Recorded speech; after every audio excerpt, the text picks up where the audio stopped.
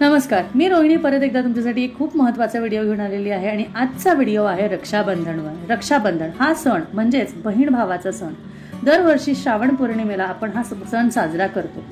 हा भारतातील प्रमुख सणांपैकी एक सण आहे, ज्या दिवशी बहीण भावाच्या हातावर राखी बांधते आणि त्याला समृद्ध जीवनासाठी शुभेच्छा देते आणि भाऊ आपल्या बहिणीचं रक्षणासाठी, तिचं संरक्षणासाठी संकल्प करतो.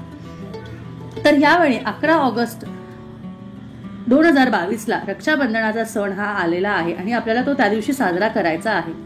यावेळी पौर्णिमेसोबत भद्राही आहेत, जो राखी बांधायचा योग्य काळ नाही.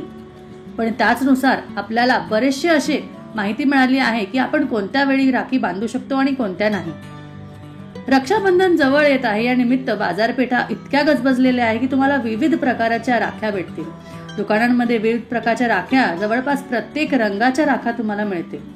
प्रत्येक डिझाईनच्या, प्रत्येक गोष्टींच्या राख्या तुम्हाला मिळतील. पण राखी बांधण्यापासून ते राखी खरेदी करण्यापर्यंत अनेक गोष्टींची काळजी आपण घ्यायला हवी. असं तुम्ही कधी विचार केला होता का की राखी घेण्याआधी तुम्ही कधी राखी घेण्याच्या साठी काही काळजीपूर्वक गोष्टींकडे लक्ष द्यायला पाहिजे?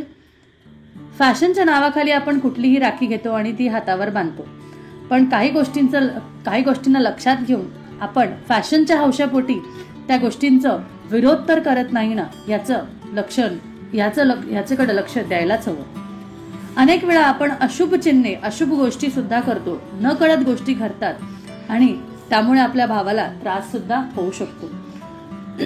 शास्त्रानुसार भावाच्या मनगटावर काही विशिष्ट प्रकारच्या राख्या बांधू नये असं सांगितले गेलेलं आहे.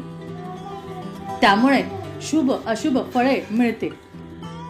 आज तुम्हाला मी अशा काही खास गोष्टी सांगणार आहे, ज्यामुळे तुम्ही राखी खरेदी करताना ह्या थोड्या गोष्टींकडे लक्ष दिलं तर नक्कीच तुम्हाला त्याचा त्रास होणार नाही. सगळ्यात पहिली गोष्ट, चुकूनही काळी राखी तुमच्या भावाच्या मनगटावर किंवा हातावर बांधू नका. भावाच्या मनगटावर काळी राखी कधीही बांधू नये. काळ्या रंगाची राखी अशुभ मानली जाते. त्यामध्ये काळा दोरा किंवा काळ्या रंगाचं समावेश सुद्धा नसावं. थोडं सुद्धा त्यामध्ये काळा रंग नसावा. यासोबत काळ्या रंगाला नकारात्मकतेचे प्रतीक मानले जाते आणि काळ्या रंगाच्या वस्तूही कधीही पूजेमध्ये घेतल्या जात नाही, वापरल्या जात नाही. त्यामुळे काळा रंग जरा कुठलाही असेल, एखादा मणी असू दे, एखादा दोरा असू दे, काहीही त्याच्यामध्ये थोडंसं सुद्धा काळं असेल, आपण पूर्ण काळी तर राखी बांधणारच नाही. पण काळी राखी कोणती राखी घेताना त्या राखीमध्ये काळ्या रंगाचा समावेश नसावा, याची काळजी पूर्णपणे घ्यावी. बहिणींनी कधीही भावाच्या मनगटावर तुटलेली राखी बांधू नये. बऱ्याच वेळेस असं पण होतो की एखादी गोष्ट निघून पडते आणि त्यावेळेस दुसरी कुठली गोष्ट उपलब्ध नसते म्हणून आपण ती बांधतो. अशा वेळेस ती नाही बांधली तरी चालेल, पण तुटलेली किंवा अशी गोष्ट म्हणजे खंडित झालेली गोष्ट कधीही बांधू नये. त्यापेक्षा औक्षण केलं तरीही बरं. तुटलेली राखी ही अशुभ मानली जाते. त्यामुळे आपल्या भावाला अशुभ चिन्हे असलेली राखी बांधू नये आणि त्यामुळे त्याला त्रासही होऊ शकतो. भावाच्या मनगटावर देवाचे चित्र असलेली राखी बांधणं सुद्धा टाळावं. आजकाल बरेचसे कार्टून कॅरेक्टर्स किंवा वेगळ्या गोष्टी किंवा डिझायनर राख्या सुद्धा मिळतात. हौशेपोटी त्या राख्या आपण बांधू शकतो. पण त्याचबरोबर एक ट्रेडिशनल, ज्या राखी म्हणून असतात ती राखी सुद्धा बांधावी. मुलांना आवडते म्हणून आपण कार्टून कॅरेक्टर किंवा वेगळ्या राख्या बांधल्या तरीही चालेल, काही हरकत नाही. त्यांच्या हौशीपोटी आपण ते करू शकतो. पण त्याचबरोबर एक संस्कृतीतली एक आपली ट्रेडिशनल जी राखी आहे, जी एक राखीसारखी मानली जाते, ती राखी सुद्धा बांधणं गरजेचं आहे. त्याचबरोबर अशी कोणती राखी आहे जी शुभ मानली जाते?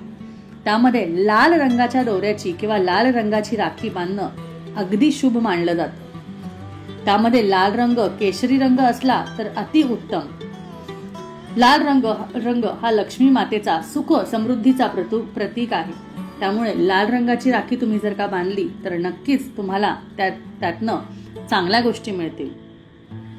तर कसा वाटला तुम्हाला आजचा हा व्हिडिओ आणि कशी वाटली तुम्हाला माहिती हे नक्कीच मला कळवा. आणि त्याचबरोबर अजून असेच नवनवीन व्हिडिओ बघण्यासाठी आपल्या चॅनलला सबस्क्राईब करायला विसरू नका. भेटूया परत पुढच्या एक छानशा व्हिडिओमध्ये. तोपर्यंत काळजी घ्या. भेटूया परत. श्री स्वामी समर्थ.